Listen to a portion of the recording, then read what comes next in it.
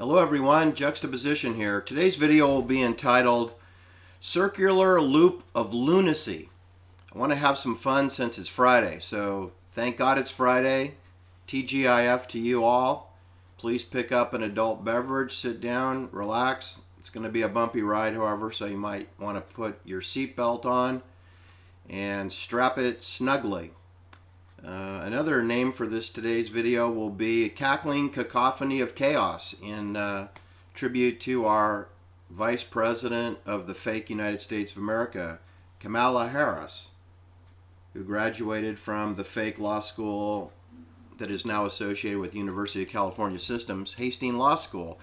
You know, it's right across the plaza from the CIA Civic Auditorium, named after a CIA Bill Graham, whose true name is Wolf Grajonka, who traveled out from the Bronx, New York, to provide free concerts for anti-war draft dodgers in Haight-Ashbury and at the Fillmore Auditorium, once the CIA shunted aside George Sullivan in the port of San Francisco with a bullet in his head. During the Summer of Love, August 2nd, 1967, and that gave rise to Bill Graham, who worked for Abigail Folger's mother, Inez Mejia, in CIA San Francisco. So Kamala Harris graduated from a fake law school. When, you know, it is a fake law school. They teach constitutional law at that school, but we have no constitutional law in America. We have maritime law and the law of the sea. And we have 267 port facilities throughout the United States of America, which are neither united nor are they states. We have 12 banking districts, and we have no sovereignty. There is no United States, there are no American peoples, there are no independent thought, there are no constitutional rights, there is no Bill of Rights, there is only tribunal maritime law. And if you don't believe me, ask Ron DeSantis, the fake governor of Florida. He's an expert on the Office of Naval Intelligence, Office of Judge Advocacy, prisoner dilemma game, Guantanamo Bay, Cuba, and he went to Yale University and Harvard Law, and he is an expert on we follow orders or people die. We follow orders or people die. Also, we never break the chain of command. You don't go above your supervisor and rat him out. You don't do that. Else you could get whacked. So we're obedient. We don't break the chain of command.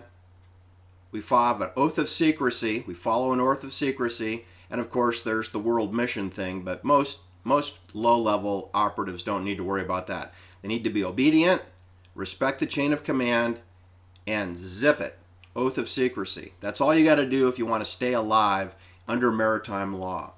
Anyway, I thought we'd have some fun today. That's why I put on my fun glasses. This is when I get serious. We are at war. We're in a state of war.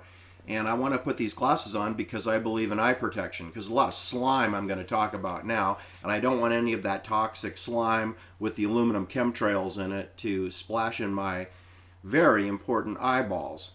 So what I wanted to start today's video with first are crazy lunacy posts that have appeared on my 5 channels. I have 5 channels. And my membership subscriptions continues to grow, but at a slow pace. And that's because I'm shadow banned. So if you want to help me along, please share the videos with other people who would otherwise never see my videos. I am the only channel on YouTube that promotes a NATO Gladio-style attack of Sharon Tate in Benedict Canyon.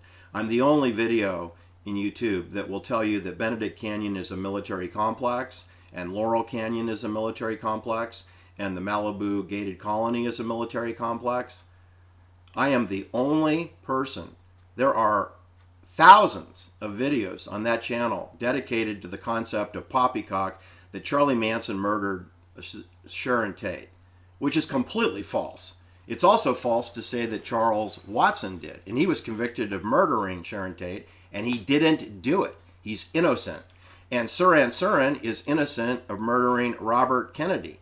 And you'd think that Robert Kennedy Jr. would be out there screaming every day about it, but no, he's talking barely through his vocal cords about the vaccine injury statuses. His wife, Cheryl Hines, is a CIA Hollywood actress who believes in PCR DNA collections. That's how whacked out Robert Kennedy Jr. is. He's whacked out. So, to let you know what kind of comments I get, I delete them and I typically block the poster, who typically reincarnate themselves and come back in another, name. But I've received posts just so you can understand some of the poppycock I got to deal with when you're a content provider. I've had posts on my videos that Jean Harlow, since I talk about the Jean Harlow house, which is, she never owned it, 9820 Easton Drive, where Jay Sebring was given free housing. Free, I said free. He's a barber. He can't afford a $3 million home, and he can't afford $15,000 a month in rent in today's prices. So that's what it would cost you to rent that house today. 9820 Easton Drive with a swimming pool and a gardener and housekeeping services. That's 15 grand a month. Okay? And he's a barber. He's a 35-year-old United States Navy, learned to cut hair in the Navy, and he's a barber of $40 haircuts in a world that a haircut costs $1.50. And he works for the clandestine services, because it's not about the haircut. It's about the tape recording of your customer who the Hollywood Studios is sending over to you. You're not out there hustling haircuts. You've got a set up operation from the CIA. Anyway, I get comments that Jean Harlow was a transsexual man, and that Marilyn Monroe is a transsexual man, and that John F. Kennedy's assassination on November 22nd, 1963, that was a hoax, and that John Kennedy is alive today at 107 years old, and his name is Jimmy Carter. That it's hard to say this with a straight face, that John Kennedy incarnated into Jimmy Carter, and he became Jimmy Carter. I got a post like that. And it said that I was doing a major disservice by promoting that John Kennedy was actually assassinated in Dallas, Texas, which, by the way, is a military town and port facility. And John Kennedy was murdered in the center of a port facility by the railroad tracks, the Triple Underpass. That is a part of maritime law, port facility, where John Kennedy was murdered. Dealey Plaza is in the center. It's the bullseye of the port facility. John Kennedy was on his way to a luncheon, right, at the Trademark. The Trademark is part of the port facility of the United States, the so-called United States. It's part of maritime law.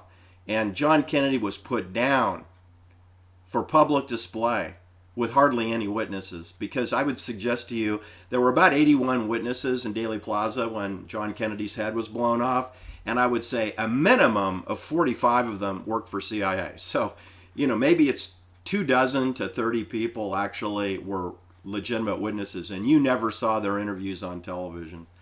So what I'm trying to tell you is a controlled port facility, just like where George Sullivan was murdered in the port of San Francisco, just like where Huey Newton, the president of the Black Panthers, was murdered near the port of Oakland, 3 blocks from the container gate on the estuary, right across from the former Navy Air Station, Alameda.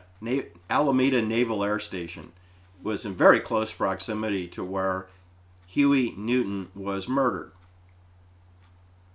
Sharon Tate was murdered in a military complex called Cielo Drive. It's Sunbrook Drive, it's Bella Drive, it's Angelo Drive, it's Davies Drive, it's Cielo Drive. Those 5 are a military bunker. They were then, and they are today. Nothing's changed. Ben Bugsy Siegel was shot down on the flats on Linden Drive, right where Howard Hughes crashed his United States Army spy plane 4 houses away from where Ben Bugsy Siegel was shot 9 times, 4 times in the head, with a military M1 30 caliber semi-automatic rifle. So we have military murders in Beverly Hills, 90210. Okay? It's not a secret. Yet I got people telling me that John Kennedy's assassination was a complete hoax. Okay, well, Maybe it was. Okay, I did consider the fact that Sharon Tate's murder was a hoax. I did consider it, and I've had to dismiss it because the proof, the evidence is that it was real, that it was true. Yes, there were crisis actors involved. Absolutely. There's, the cover story is complete poppycock. But the murders are true, and the United States Army colonel leaving the crime scene before the Los Angeles forensic team arrived, there's actually a photograph on that. And if it was a hoax, that photograph would never exist. And don't get me started on the fake, phony fingerprints, which there were very few of. The Manson family, there were lots of fingerprints from people that were never identified. Who cares, right? When you have already decided who did the crime, you don't need to really investigate anything. So I do get lots of posts that Sharon Tate's murder was a hoax, which I don't agree with. Then I got a question at Rumble. This is an intelligent post. Not. What evidence is there to prove that Jay Sebring was working for CIA? Well, okay, other than the fact that Jay Sebring is not his real name, that's a CIA cover name. So besides the fact that Jay Sebring is a CIA cover name, his name is Tom Coomer, okay? So besides that, and besides he's living in a $3 million home that he cannot afford as a barber, rent-free, okay? Besides he's getting free housing in Benedict Canyon, which Benedict Canyon is a military CIA-controlled complex. So besides the fact that he's living in Beverly Hills 90210 in a military complex, in a house that's beyond his pay grade for free, and that he uses a CIA cover name, and then he works for CBS television, as part of Batman and the Green Hornet, and he's friends with Bruce Lee, who are all part of the Screen Actors Guild, which is a cult. So Jay Sebring is a member of Screen Actors Guild, right? So that's CIA. That's a CIA affiliation. And besides the fact that he has impregnated Sharon Tate, who works for CIA Hollywood in a social engineering capacity, so besides the fact that he's impregnated Sharon Tate, who is his fiancée, I mean, they were engaged before the fake marriage to Roman Polanski, in case you don't know. And they still are engaged secretly.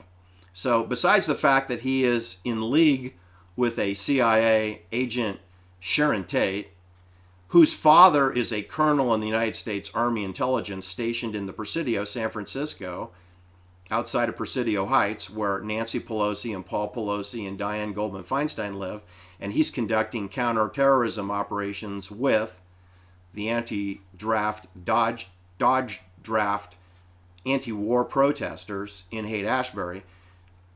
Besides the fact that Abigail Folger, this is number 6, gave him $10,000 and brokered another $10,000 from John Phillips, who's also Hollywood CIA, music industry, Michelle Phillips' husband, John Phillips. That's 20 grand that Jay Sebring received just 45 days before he was murdered. And that came from Abigail Folger, whose mother is the top money laundering private banker of San Francisco at that time. So besides the fact that Jay Sebring collects money from private bankers and lives in a home that he cannot afford in a CIA-controlled military complex known as Benedict Canyon, and that his cover is a barber that gives you whiskey and then pushes a button so the tape machine is running. So besides that, there is no evidence whatsoever that Tom Coomer, Jay Sebring, works for the CIA. There's no evidence at all. I mean, if you ignore all the evidence, there is none, right? Right. Did you want me to send you the secret files? Is that how it works? I went through that with the Lance Armstrong joke of a case. That's why I call that a circular loop of lunacy. I mean, before I had to put up with these imbeciles, these deniers, these paid bots, I think most of them are being paid to counter the truth. Mark Twain, who I believe worked for the clandestine services, he was quoted as saying, here's some fun, Mark Twain quotes, right? So, where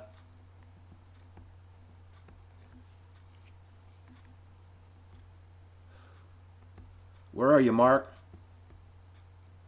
Isn't that something? Well, I lost my Mark Twain quotes. Darn it. Anyway, Mark Twain was quoted as saying, "Never argue with an idiot. They'll drag you down to their level and then beat you up based on their experience." Okay, and that's what happens in a circular loop. You're kind of stuck in a circle because people used to say, "What proof do you have that Lance Armstrong took drugs?" Well, the fact that it's common knowledge amongst professional athletes, that's one reason. The fact that you can't win a professional bike race unless you're using the gear meaning a variety of narcotics and peptide hormones. Peptide hormones falling into the steroid category, narcotics falling into the amphetamine and morphine and cocaine stimulant categories. You have to use all of those products, not to mention blood doping, which could involve cows or calves. Lance Armstrong was linked to Norwegian calf blood that no one talks about. Oprah didn't bring it up on her show. They also use female fertility hormones. Oprah didn't bring it up on her stupid show.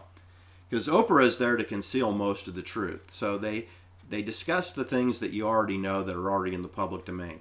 That's what Oliver Stone does. That's what Sean Stone does. They discuss things that are already out in the public domain. Not like my channel. I discuss things that are not in the public domain. And that is why I'm not going to send you the secret file. Because there is no secret files. There's a lifetime of experience. And I'm not going to send that to people, and I'm not going to name names that could get people whacked. Because there's a rules of the game code of ethics here that most people don't understand. Okay, then I did an interview with Sean Stone. I'll post it below. It's about a 78-minute interview. He was fascinated by Satanism and cults, and he did a really good job of staying away from that topic for a while. He kind of snuck up on me with that, and I wasn't going to validate Sean Stone's satanic beliefs, because had I known that his father was participated in satanic cults himself, I would have just said, "Why don't you ask your father? What are you talking to me for? I didn't visit the Sharon Tate murder scene on St. Patrick's Day on March 17th, 1996, like your father did. I didn't go celebrate St. Patrick's Day with Timothy Leary, a career CIA agent at 10106 Sunbrook Drive. I didn't do that. Your father did that." Okay? Your father has a Screen Actors Guild card, just like Sean Stone has a Screen Actors Guild card. That is a cult unto itself. Sean Stone is in a cult. Oliver Stone is in a cult. And if you look at the Wikipedia page for Sean Stone, they'll tell you that his paternal grandmother is French. Well, that's fascinating. His paternal grandfather is Jewish, and that his grandfather's name was Silverstein, and Oliver Stone's name was Silverstein. And he went to Yale for twice, and Sean went to Princeton once. That's concealed from the public. And I didn't think Jewish people celebrated St. Patrick's Day. And I'm told they're Buddhists, and Buddhists don't celebrate St. Patrick's Day. So to me, the visiting of the Sharon Tate crime scene, where Abigail Folger was bayoneted 28 times and bled out on the lawn, just 30 seconds down the hillside from where Oliver Stone parked his car in the driveway for Timothy Leary's house, that sounds like a cult ritual to me. And that sounds kind of satanic to me. You know, but anything to do with the Sharon Tate murder, not a damn thing has anything to do with Satan. It has to do with NATO military forces murdering 4 people who were resigning from duty without permission. And then repeating the murders 36 hours later at 3301 Waverly Drive in Los Feliz, District Silver Lake. All right? Anyway, I hope I'm making myself clear here, because if Sean Stone thinks that the Sharon Tate crime scene is satanic, I wonder what he thinks about the My Lai crime scene. I mean, My Lai killed 504 people. That's 100 times more people. Nobody has ever suggested that the My Lai massacre was satanic. Why is that? Nobody has suggested that 9/11 was satanic. Why is that? Nobody suggested that Pearl Harbor was satanic. They killed 2,300 people. 9/11 killed 2,900 people. The USS Maine sunk in the port of Havana, again, a port facility, killed 266 people. No one has ever suggested that the sinking of the USS Maine was satanic. They said to hell with Spain and remember the Maine. That's what William Randolph Hearst said. Remember the Maine and to hell with Spain. He didn't mention Satan. Why is it that we only talk about Satan when we want to talk about cult families? You know, we didn't even mention Satan with Jim Jones and the People's Temple Agricultural Project. There was never a Jonestown. It never happened. There's a CIA colony on Union Carbide property in British Guiana called People's Temple Agricultural Project. Nothing to do with Jonestown. And yet, we didn't hear about Satan. So, when you see films or so-called documentaries coming out of a Silverstein family, just know that they're members of the Screen Actors Guild, and their films, whether it's JFK or The Doors, or if it's Platoon, or if it's Wall Street, or whether it's Midnight Express in Turkey, just remember that those film contents were approved by the CIA. None of those films will be distributed without CIA approval, which means bank anthropology funding approval. All right, that's my video for today. Let me just check the time on this. I got 21 minutes in. Okay, let me just real quick, like a bunny rabbit, run down some actual members of the Screen Actors Guild that your host of this lunacy, circular loop of lunacy content that I personally met. So I met with Ronald Reagan. I met him at the Travelodge Hotel at the Los Angeles airport facility. I've met multiple times with Fess Parker. I think 4 times I've met with him. And I met Milton Berle in Century City at the Friars Club. I met Johnny Carson at the NBC studios in Burbank in a kind of a reception area. I met Phil Harris, who was partners with Jack Benny for CBS Radio. I met him in San Francisco at 624 Taylor Street, inside the Bohemian Club in the grand ballroom, not the ballroom, but a drawing room. Met him there. I met Tippi Hedren, who starred in The Birds, and she starred in, I think, Marnie. She was in Marnie, filmed in San Francisco with Jimmy Stewart, and I believe she was Rod Taylor in Bodega Bay. I met Tippi Hedren, who's the grandmother for Dakota Johnson, who's 33 years old now. Hello, Dakota, if you are listening. I have not met Dakota Johnson, but I did meet her grandmother, Tippi Hedren. I met her at the Tides Wharf and Restaurant in Bodega Bay, where she filmed a scene, where the bird came down and conked a guy on the head that was fueling his car at the gas station. Right there. And then I had a 25-minute conversation privately with Tippi Hedren outside the restaurant. I met her inside the restaurant, and then she took a break and we went outside and we were alone. I met Zsa Zsa Gabor. I met her with her 9th husband. Do you know that she is divorced 8 times, which ties the Hollywood record? Jennifer O'Neill was divorced 8 times. Zsa Zsa Gabor was divorced 8 times and married 9 times. And I met her with her 9th husband in mid-1980s on Rodeo Drive in front of Cartier's Jewelry. And Zsa Zsa Gabor was wearing a polka dot dress. And her 9th husband, the prince, was wearing a blue blazer and looked very dapper. Had very expensive shoes, I remember.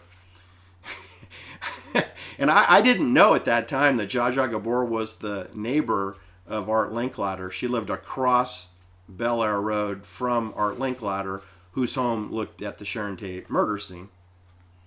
I didn't know that.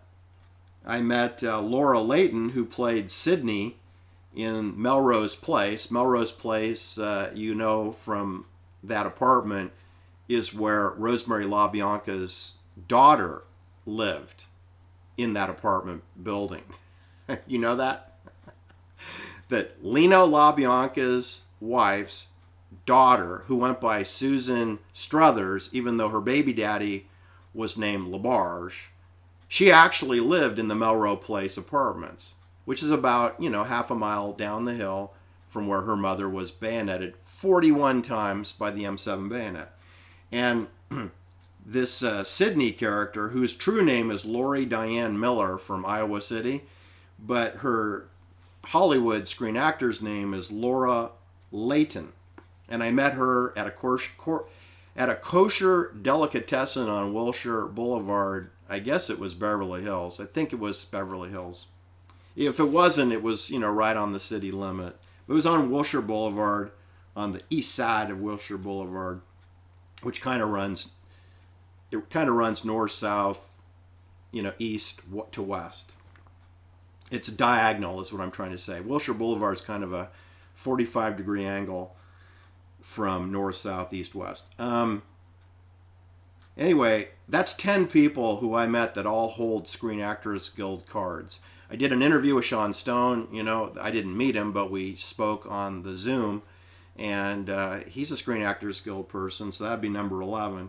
Then I've met, lots of politicians, Congress people. I've met governors. I've met attorney generals. I met a boatload of bankers. Some bankers you may know the name, and some you'll never heard the name, including hedge fund directors and managing directors of mutual fund companies, which all know all about money laundering but never discuss it in public. And I'm not going to mention their names, although some of those names I did meet at the Bohemian Grove, and also at the Bohemian Club. I met the president of the World Bank at the Bohemian Club, and I met him also at the Grove. And of course, I'd been to his office multiple times before that, and he didn't know who I was, okay? And then when I got into the Bohemian Club, he was super duper friendly to me, but he didn't give me the time of day when I was in his office. I was delivering a package. Guess he looked at me sort of like I'm the FedEx delivery guy, except FedEx delivery guy's not going to get into an executive suite with a restricted elevator and a security guard, okay? They have a lot of security. You're not going to get into a CEO or chief financial officer of a major bank unless they're expecting you, okay? I'm just letting you know. All right, so when people say it's all about me, I had a guy said it's always about you. No, it's about my story. If you don't like my story, just tune out. You don't need to comment and call my comments asinine. That's what this guy said. It's always about you and your asinine comments. Okay, well then turn the channel. That's the whole point, right? Why do you need to trash me? You think I'm making this up? You think I'm conjuring up, demons? I don't believe in Satanism, okay? I don't believe in it. I believe in evil. There's some evil people out there, and sadly, many of them are in a cult. I agree, they're in a cult. Screen Actors Guild, the bankers, the private bankers, all this Council of Foreign Relations, Bilderberg Group, the WHO, Davos. Those are perverted organizations that ought to be dismantled, okay? The world will be a much better place. These people are not that intelligent. In fact, I would go so far to say that they're dumber than a box of hammers, which may be the solution to their problems. Like Paul Pelosi taught us. Hammer attacks in a military complex known as Pacific Heights, adjacent to the Presidio Army Base. Thanks for listening. Have a great day, and please share my videos, because I am Shadow Band. Have a great weekend. Bye now.